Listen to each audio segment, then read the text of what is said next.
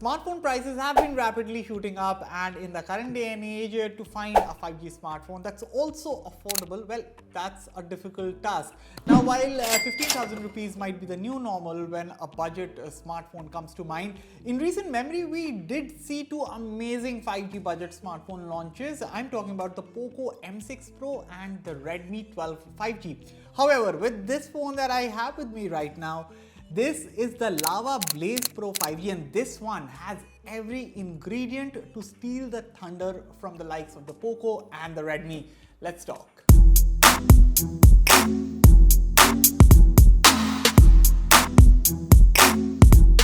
Hello everyone, I'm here for Fiiber by India today, and this is my review of the Lava Blaze Pro 5G. And of course, before we get on with the rest of the review, consider hitting that red subscribe button for detailed tech videos, and also turn on the bell so that you don't miss any of our latest updates. With that said, let's get started. Now, design-wise, I have to agree that this phone, the Lava Blaze Pro 5G, looks quite stunning. And unlike the Poco M6 Pro and the Redmi 12 5G, Lava is offering quite the conventional colors like this one that I have with me of the Lava Blaze Pro 5G. I think this looks absolutely gorgeous, and these kind of colors, I believe, appeal to a more broader audience. So of course, like the Redmi and Poco, the Lava Blaze Pro 5G also features a boxy design. There's no doubt that this is a big phone, but for the budget, if I have to pick between Lava, Redmi and Poco, I think I will go with the Blaze Pro 5G when it comes to the design and build. The rear panel and its gradient finish look classy and feel smooth to the touch. The dual lens cutout camera design looks neat. The fingerprint sensor is embedded in the side power button, which works fast and accurately, and buttons overall have good tactile feedback, so no complaints there.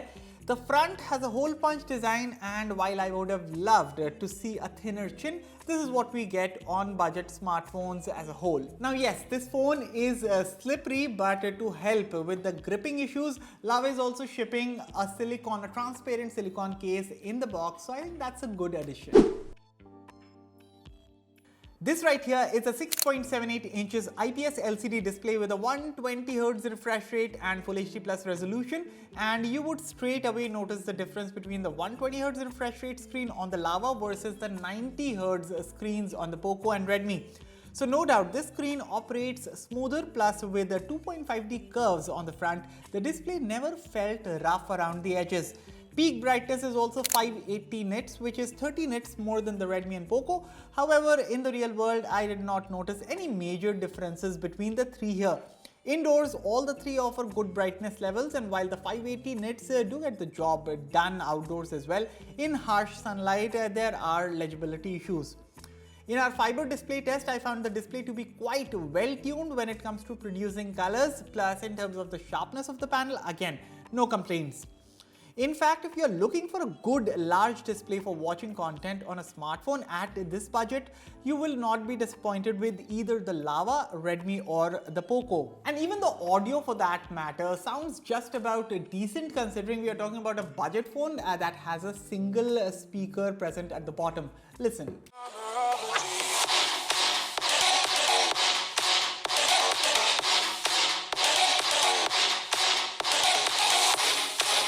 Android और iOS app के लिए ही बनाया गया है। But ये सिर्फ questions and queries के लिए है ना।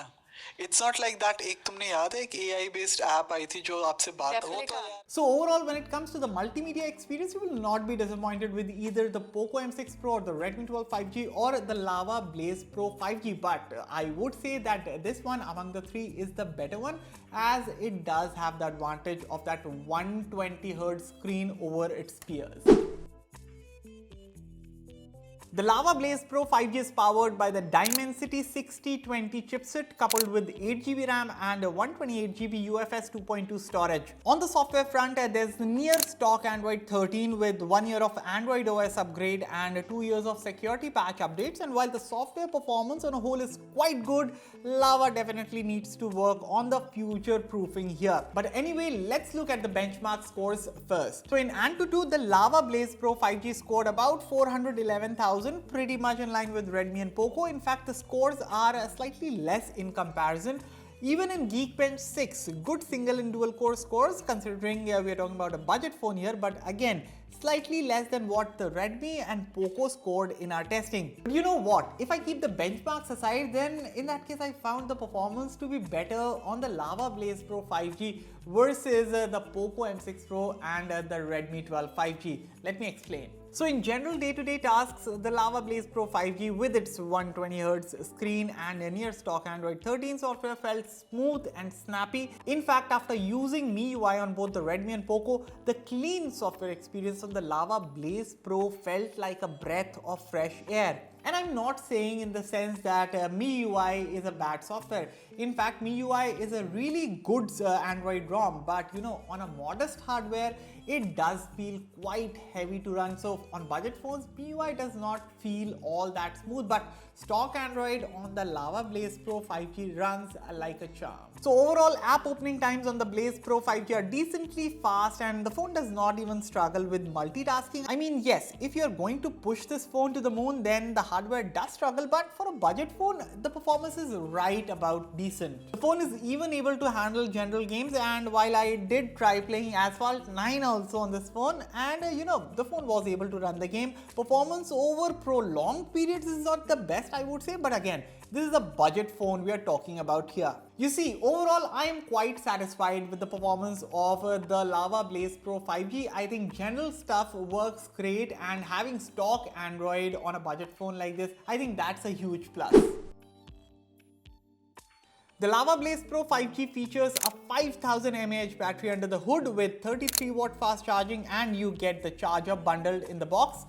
First up, the charging speeds, and let me tell you that the charging speeds are faster than the Poco M6 Pro and the Redmi 12 5G on the Lava Blaze Pro. So while the Poco and Redmi take over 2 hours to fully juice up, the Lava Blaze Pro 5G takes about 1.5 hours to go from 0 to 100.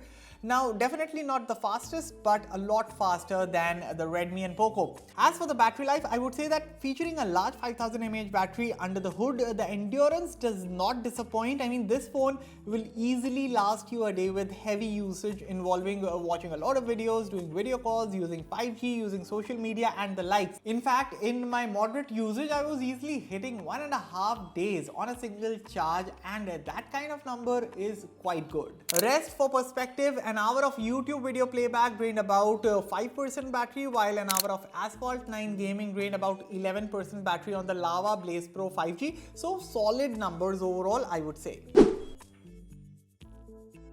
The Lava Blaze Pro 5G features a 50 megapixel primary rear camera with EIS along with what looks like a depth sensor. I believe it's a 2 megapixel unit. At the front, there's an 8 megapixel snapper for selfies. Now, before I show you the samples, do keep in mind that we're talking about a budget phone over here, and for a budget phone that costs about 12,500 rupees, I think the Blaze Pro does a decent job when it comes to the camera performance. Take a look. So look at this photo, and I don't see any issues with it whatsoever. The colors look quite pleasing, the sky, the greens, the textures, and the whole scene are preserved well. Or this photo of mine, I really like it. In fact, unless I am not really pixel peeping into things, the result here looks very good. The colors are fine, HDR performance is okay, and most importantly, skin tone is preserved quite well, so nothing much to complain again. However, portrait photos do need some tuning with edge detection. You see, while the colors and exposure look good in photos captured in good light, edge detection in tricky situations can mess up. But overall, I quite like the performance of the rear camera of the Lava Blaze Pro 5G when it comes to taking still photos. Given you have a decent amount of light around you, the camera does a very balanced job of capturing colors, textures and details in a photo. That said, photos taken at night are not the best. Again, if you have some source of environmental light around, you can expect possible results, but in serious dim lit conditions, the Lava Blaze Pro 5G, just like other budget smartphones, does struggle. Okay, selfies, and in this case I would say when it comes to maintaining the colors and facial tones or even the details to an extent, the Lava Blaze Pro 5G does a decent job. In fact, portrait mode photos from the front camera including colors and edge detection looked good. However, with the lack of HDR on the front camera, shooting against a bright light source does not yield the best results. So guys, right now I'm recording from the rear camera of the Lava Blaze Pro 5G, and this is the 1080p 30 FPS sample, and EIS is also supported here. And this is the kind of quality that you get. As you can see, general performance is quite good for a budget phone. Colors are slightly on the boosted side, but you know, the quality is right about decent for a phone at this budget. HDR performance again could have been good, but again we are talking about a budget phone here. But overall stabilization is quite good actually. EIS works like a charm. Rest, what do you guys think about the overall quality? What do you think about the audio and the stabilization? Let me know everything in the comments. And next up is the selfie video. So right now I'm shooting from the front camera of the Lava Blaze Pro 5G in 1080p 30 FPS, and this is the kind of quality that you get. Again, decent quality for a phone that is priced at about 12,500 rupees. Of course, the HDR performance is weak. I mean, there's not a proper camera phone like a flagship phone, so you can't expect much when it comes to the HDR performance. So if you have this phone, then you will have to see where you are shooting your video, but you can expect decent quality of video. Like right now, if I'm not, you know, in the view of the sun, then colors are also looking fine. My skin tone looks fine. There's no stabilization, but again, the stabilization itself is pretty decent. How does my audio sound? How do you find the overall quality? Let me know everything in the comments. But again, for the price, selfie video is just about decent. Next up is the verdict.